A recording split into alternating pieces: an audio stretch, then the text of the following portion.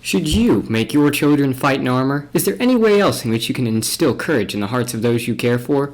Furthermore, what is courage? This is Plato's Laches.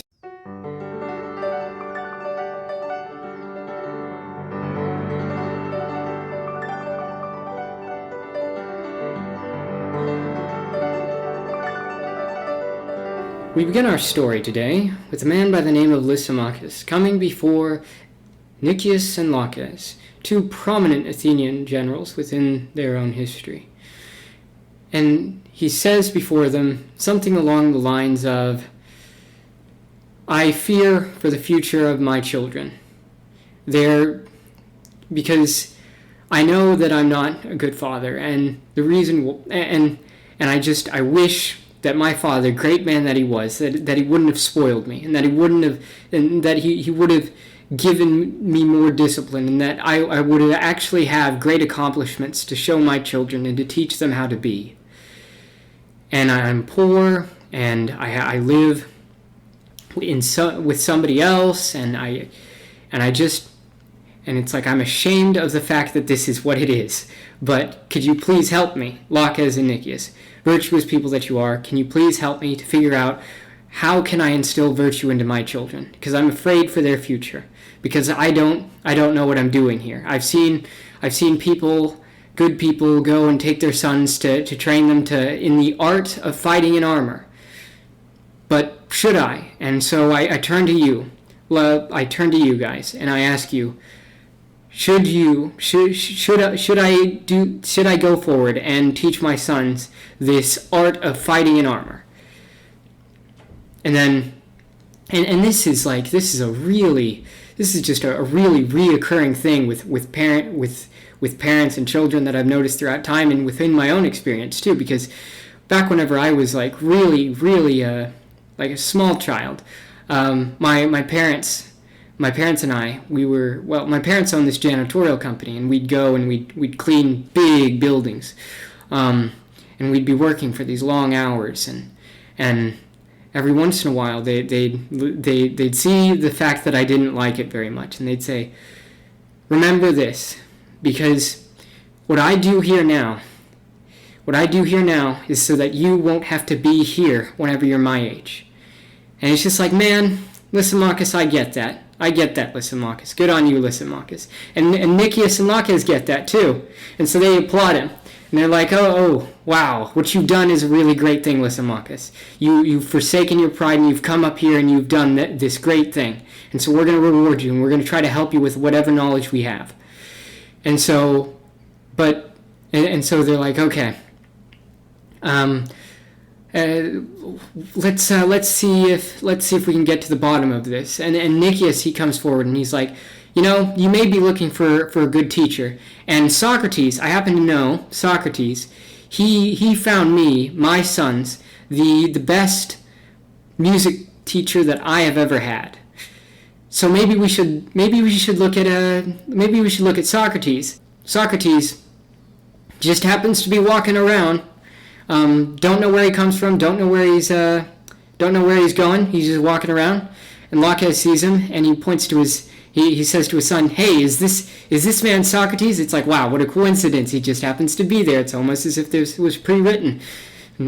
But Socrates is there nonetheless.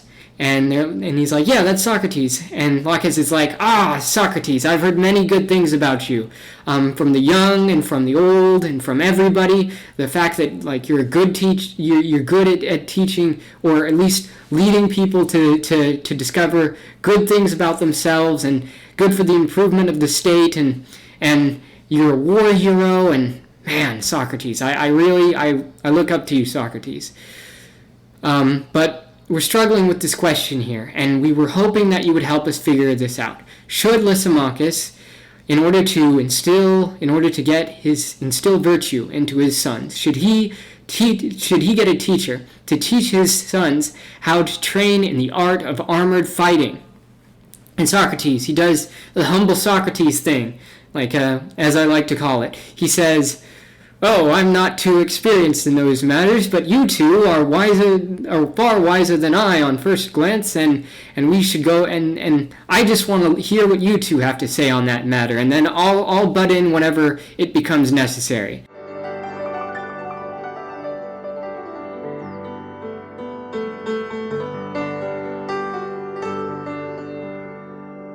Nicias goes about and he says that, okay, the art of armored fighting, it'll instill bodily health in people, and so that's good.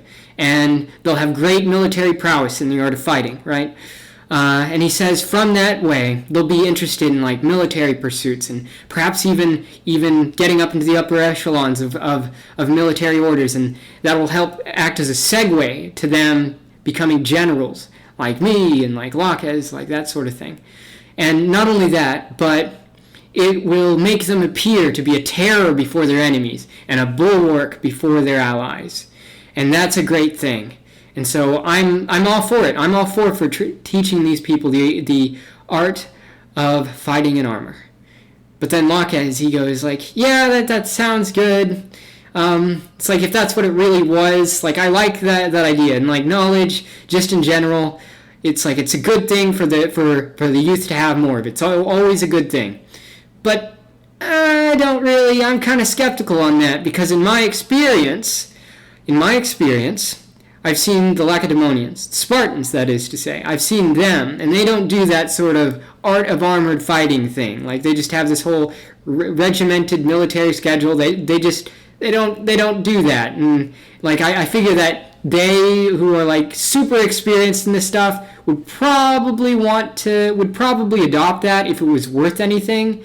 And like how do I get my point across? Well, he says this he says this story about this experienced person who taught this art of fighting in armor, and his name is Stesilaus, and he says, we were engaged in naval combat, like a whole bunch of guys on a whole bunch of ships about to collide with each other. And whenever our ship was about to come into contact with another ship, like Stesilaus had this weird weapon that was half spear, half scythe, and it got caught in the rigging, and just whenever he's getting ready to board the other ship, he's lifted off his feet and he's stuck there and he's holding the weapon, and he's up there in the air and he's still trying to get back down, and then like the enemy sees that, and then like everybody on the enemy's boat start laughing at him, and then they throw a stone at him, and it misses, and it lands pretty close to him, and then his own allies that are on his side, they turn at him, and then they start laughing at him, and then everybody starts laughing at him, and it's just like, yeah, like from my own experience, like that's a fine, ideal notion that you have, Nicias, but I, Laches, from my own experience with actions, have seen that that's not necessarily the case, and I don't think that the art of fighting in armor is a thing that actually makes people better.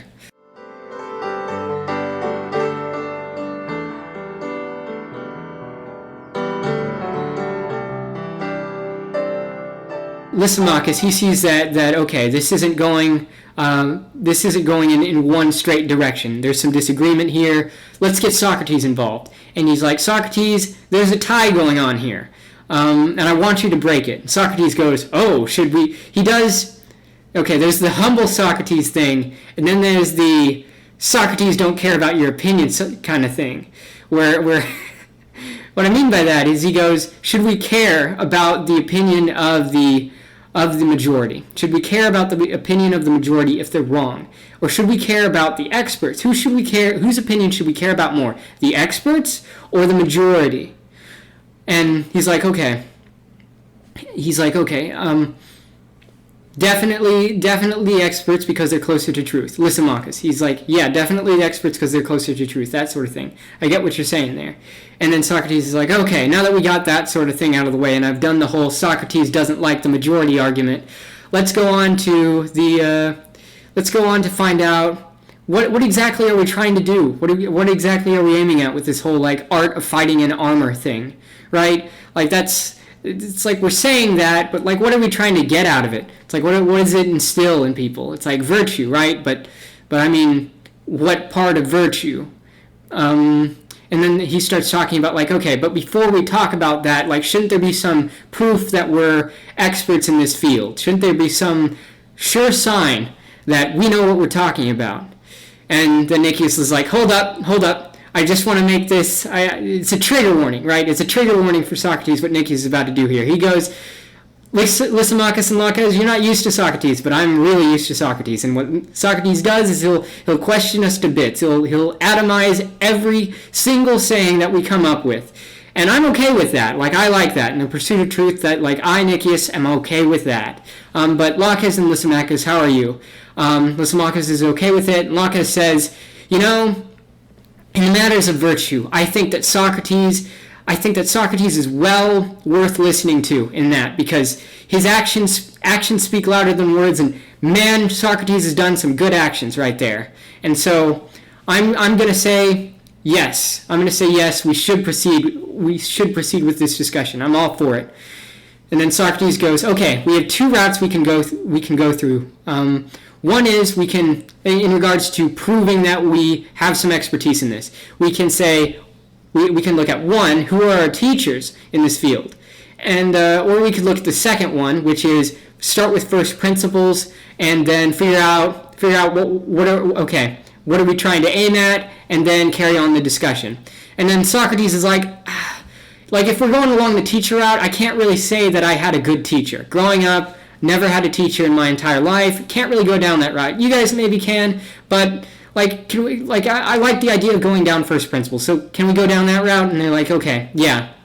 And so they're like, okay, what's the nature of this virtue that we're trying to get at? And Socrates is like, it's got to be courage. It's got to be courage, because it's like we've seen the art of armored fighting. It's really connected to warfare connected to courage. It's like, right?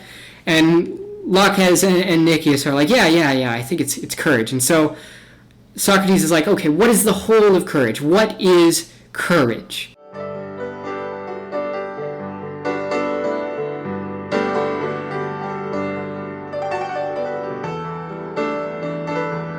And then Laches comes forward and he's like, it's whenever somebody stands their ground in battle.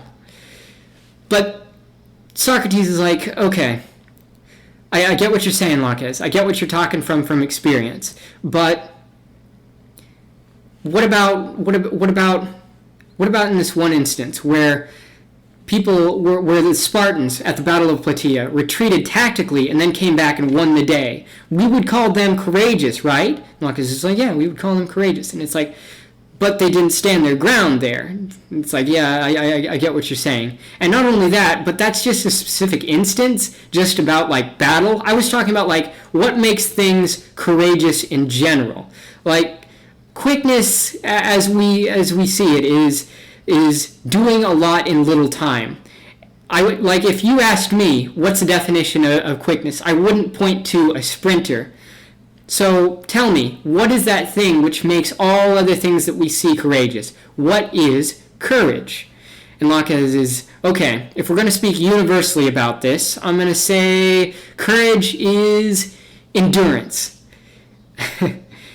And Socrates goes, okay, but what if people do stupid things and they endure in the stupid things that they do? It's like, what if an army stands there in battle and they keep standing there, and there's like a clear line of victory in a tactical retreat, and they don't take it? It's like, would you still call them courageous? And Laches is like, no, I don't feel comfortable with calling them courageous. And so Socrates is like, okay, so you wouldn't call this foolish endurance, you wouldn't call this foolish part of endurance, you wouldn't call that courage. And Laches is like, no, because it's like, you see that a lot in modern times. It's just like people being stubborn and then getting just knocked down by reality, and it's just like, were they really being courageous, or was that just like, stupidity? But he goes along that line and he says, okay, so how about this? How about it's the wise part of endurance? And Laches is like, yes, I think it's the wise part of endurance. And then Socrates is like, okay, but I have a problem with that too. Because would you consider the man that endures in saving his money, would you consider him courageous? And Laches, he's looking at that and he's like, no, I'm talking about like those glorious people that go out there in battle and like Hercules picking up an enemy lion and strangling it to death. Like that's pretty courageous. It's like versus like your accountant. It's like no, that guy's not really courageous in comparison to that. And so Socrates is like, oh, okay. So what about the person going out there flailing his sword about, like you're not being very experienced, but still going out there fighting for his country? And Laches is like, yes, that's it, that's courage. But Socrates is like, yes, but that was just the foolish endurance that we had earlier, right? And Laches is like, oh yeah, that's true. So where do we go? And then Socrates says, oh, Nicias, help us. We're drowning in the waves of arguments and getting into the depths of confusions, and we're at our last gasp.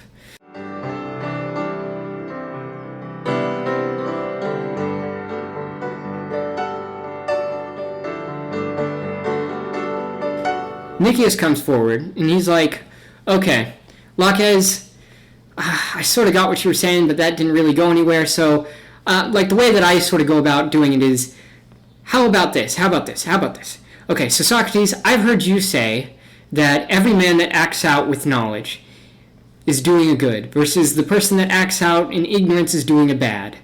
I've heard you say that, so how about this? How about courage is knowledge of hope and fear? But then Laches comes forward and he's like, yeah, you know, being who I am, from the experiences that I've seen, courage is one thing and knowledge is quite another. And the physician that goes in there and sees the knowledge of the disease and the hopes and the fears of what's going to happen, would you call him courageous? Would you call him courageous, Nicias? And Nicias is like, no, that's not what I mean, because the physician wouldn't know if the man in his sickbed would be better off staying there or going. It's like, whoa, Nicias, you just took like a real deep turn there, straight into the pond.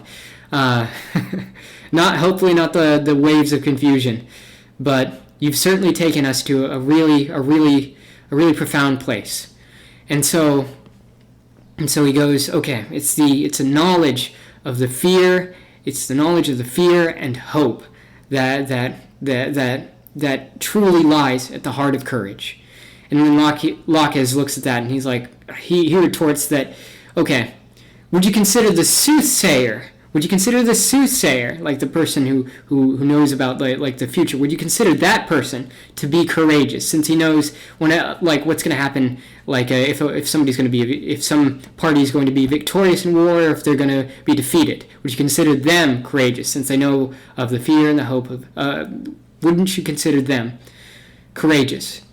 And Nicias is like, no, I wouldn't. And the reason why is because, horrible though that may be, and this is, for those of you that know about the history of Nicias, this is very touching with his character, because he just, we'll get into that.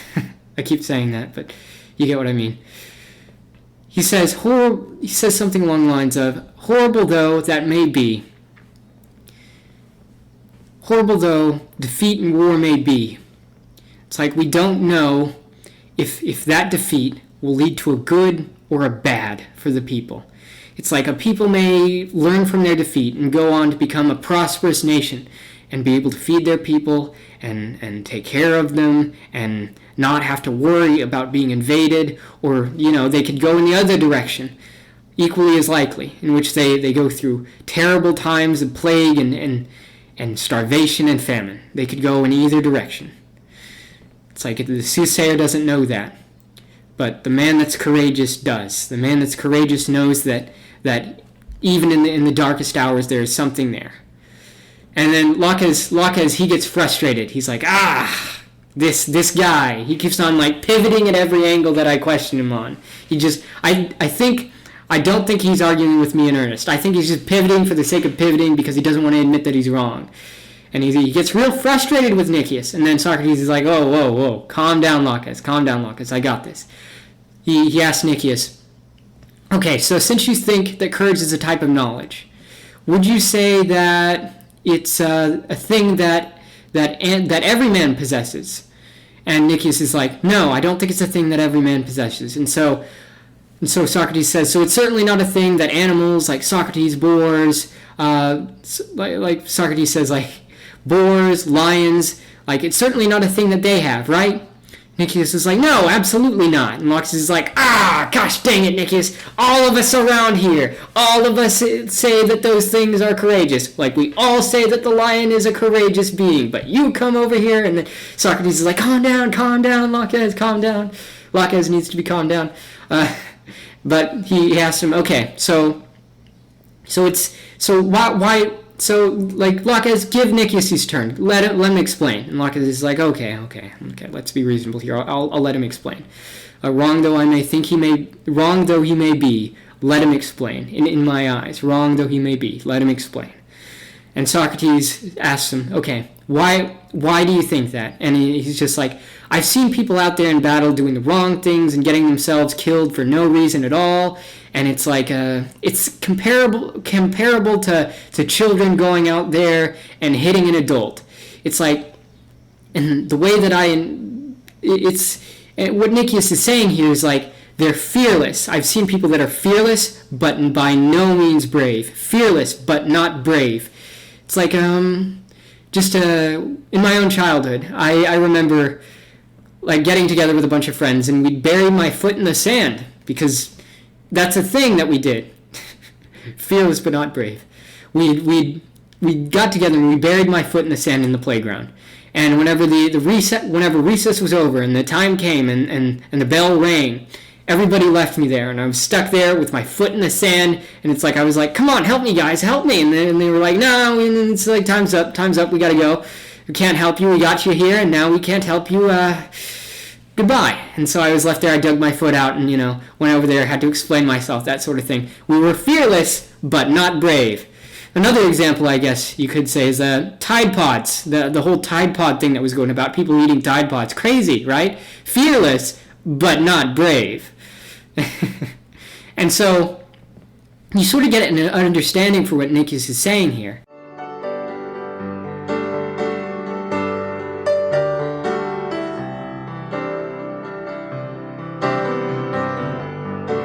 And then Socrates goes on to say, okay, but courage, you say that it's just the knowledge of fear and hope.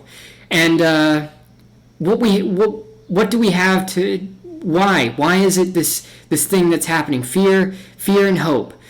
It's purely out of the expected, isn't it? It's purely out of what we expect to happen, what happens in the future. Expected future goods and evils, isn't it? And Nicias is like, yeah, but if it's a way of thinking, and he goes on to say, if it's science of a sort, like health is not only concerned with knowledge of diseases that may happen in the future. It's about diseases that happen in the present, taking care of those, and looking to diseases of the past in order to assess what goes on in the present and the future. And Nicias is like, yeah. Courage has that aspect as well, because we look to the past to determine what we should do in the present, and we do that out of the things that we fear in the future. And he's just like, yeah, like I think courage applies to all of that. And Socrates is like, oh, well, in that case, courage consists of knowing all good and evil. And it's like, but in that case, wouldn't the person that's in that position know what to do in every single instance and avoid doing any wrong whatsoever? And it's just like, what you've defined there, Nicias, is actually more towards virtue and not courage. And so we're left without any we're left without courage again. We're left without the